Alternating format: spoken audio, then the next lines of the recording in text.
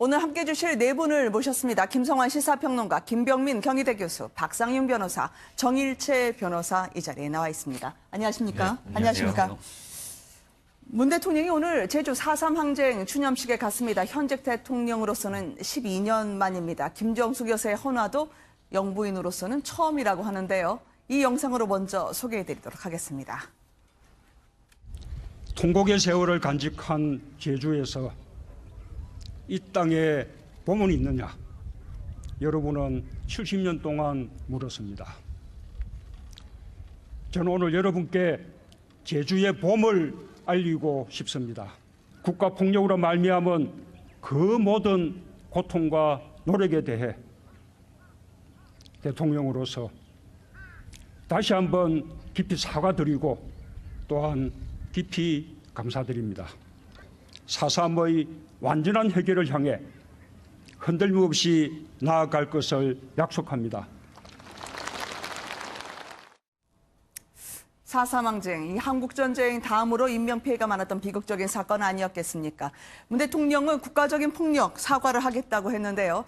작년에 꼭 오겠다고 했던 약속을 지키는 셈이 됐나요? 네, 그렇습니다. 문재인 대통령이 이 대선 기간 동안에 그 4.3 기념식에 추념식에 참석하겠다 이렇게 약속을 했는데 이번에 그 약속을 지켰습니다. 이 제주도민들 입장에서 보면 한 3만 명 정도가 희생된 아주 한맺힌 사건이거든요. 그동안에 진상규명도 제대로 되지 않았고 희생자들에 대한 명예회복도 이루어지지 못했는데 오늘 문재인 대통령이 이 봄이라고 하는 화두를 꺼내면서 이제는 그 한을 좀 풀어드리겠다 이런 의사를 밝혔습니다. 그래서 희생자들도 또 희생자 유가족들도 같이 눈물을 흘렸다 이런 얘기도 지금 들리는데요. 이 제주 4.3 사건은 우리가 자꾸 이념의 잣대로 보기 시작하면 계속 이념으로만 우리가 볼 수밖에 없는 사건인데요. 또 처음에 이제 남로당에서 300명이 이제 폭동을 일으키면서 시작됐다. 그게 이제 4월 3일이다. 1948년도를 기준으로 해서 얘기를 하고 있는데요. 그 앞뒤 이 한반도 전체가 사실 이념 논쟁에 휩싸였다고 할 만큼 굉장히 많은 아픔들이 있었습니다. 근데 그 중에 하나였다 이렇게 우리가 이해하는 게 맞는 것이지 이걸 이념의 잣대로 보기 시작하면 계속 그런 방식으로만 이해할 수밖에 없잖아요. 그런 좀 한을 이번에 문재인 대통령이 풀어줬다 이렇게 이해를 하고 싶습니다. 이제는 4.3 항쟁 해결을 하겠다라고 대통령이 선언을 하는 것 같습니다. 김정숙 여사와 함께 대통령 부부로서 헌화 분향도 처음인 것 같은데요. 이 4.3 항쟁을 소재로 한 영화를 지스를 보여드리고 있습니다만 어떻게 보셨습니까? 그러니까 문재인 대통령 과거 이제 노무현 전 대통령이 4.3 이 사건에 대한 추념식에 참석한 바가 있죠. 두 번째로 참석을 한 거로 볼 수가 있는 거고요. 당시 있었던 사건에 대해서 기억을 하시는 여전히 생존해 계시는 분도 있고 많은 유가족들 입장에서는 차마 입에 담기 어려울 정도의 과거의 대한민국 현대사의 비극이라고 부릴 수 있는 사건인 것 같습니다. 문재인 대통령뿐만이 아니라 김정숙 여사도 함께 참석해서 눈물을 흘리는 모습을 보이기도 했는데요.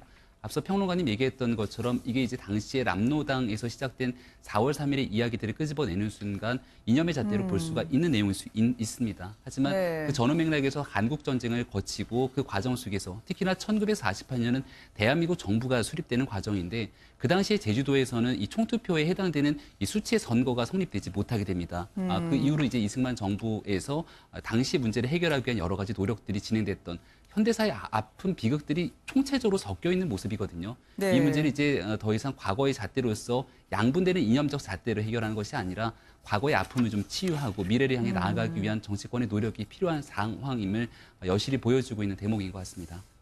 문 대통령은 이념 문제에서 좀 벗어나자 했던 것 같은데요. 김정숙 여사가 끝내 눈물을 보인 글은 어머니께 드리는 글이었더라고요. 네, 사실 이번 행사에서는 문 대통령이, 그러니까 사실 지난번 5.18 행사 때는 문재인 대통령께서 눈물을 흘렸는데요. 이번 행사 때는 김정숙 여사가 눈물 흘리는 장면이 포착됐다고 합니다.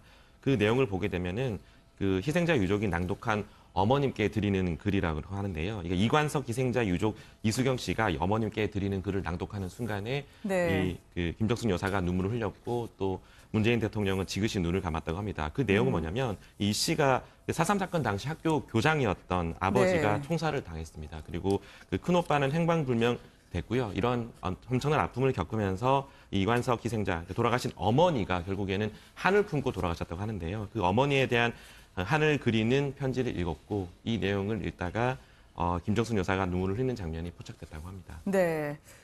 오늘 4.3 사건 추념식에는 제주에 정착한 분도 함께했습니다. 이효리 씨가 시를 낭송을 하던데요. 이은미 씨도 무대에 오르고요. 그 장면으로 잠깐 모시도록 하겠습니다. 보통 이제 연예인분들은 이런 국가 행사에 참석하는 게 문재인 정부 들어서 참 두드러지고 있는데요. 잠깐 그 장면 확인해 보시죠. 당신은 물었다. 봄이 주춤 뒷걸음치는 이 바람 어디서 오는 거냐고. 나는 대답하지 못했다.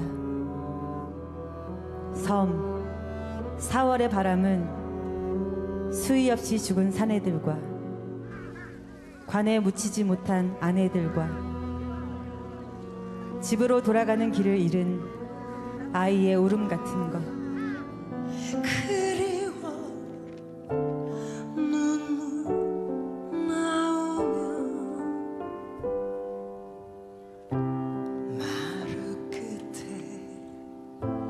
나와 앉아 별만 씁니다.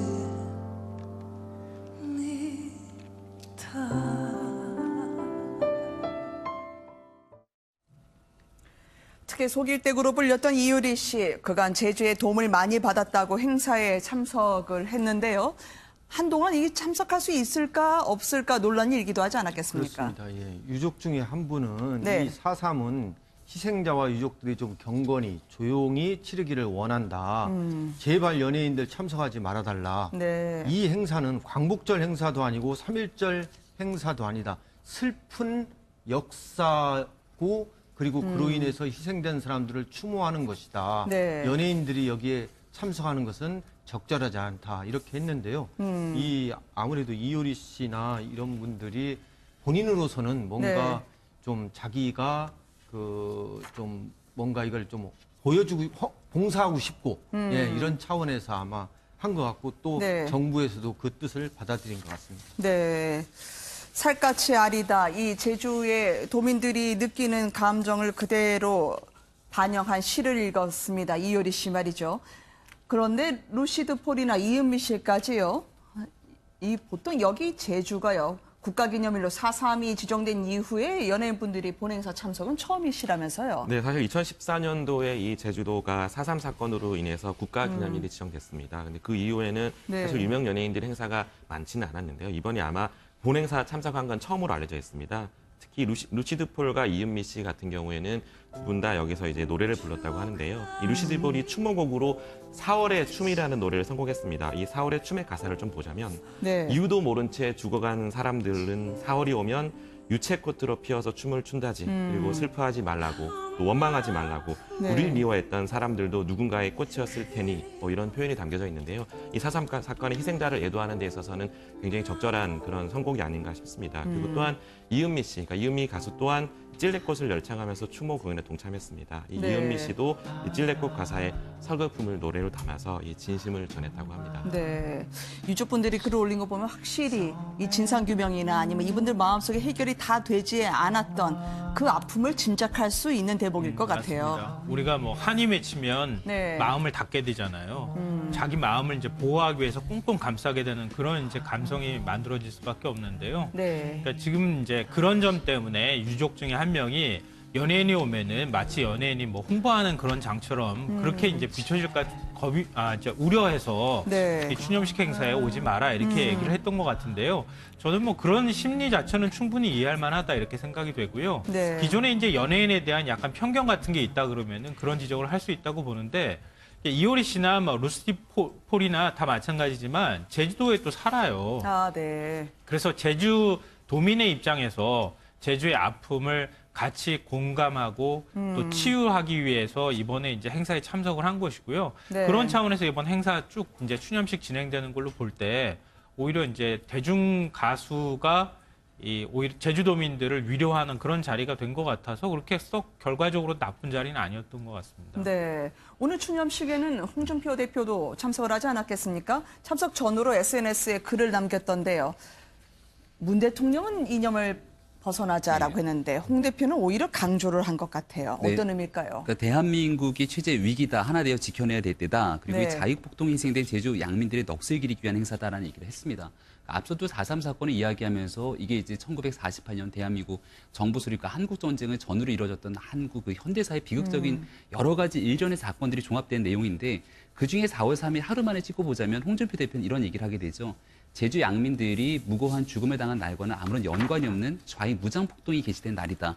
그러니까 그 당시 이제 4월 3일에 남로당이 무장으로 사실상의 폭동을 이뤘던 역사적 사건이 존재했던 것도 사실입니다. 그러니까 네. 홍준표 대표와 자유한국당은 이번 선거를 앞두고 있는 과정 속에서 특히나 현 정부가 이루고 있는 급격한 남북관계의 진전 그리고 천안함 폭침이 사실상의 이 북의 소행임에도 분명하다고 우리 모든 사람들이 지적하고 있음에도 불구하고 네. 여기 이의를 제기하고 있는 일부 사람들에 대한 분명한 이념적 선에 대한 논쟁들을 좀 가속화시키기 위한 것이 아니냐라고 이야기를 하고 있는 거고요.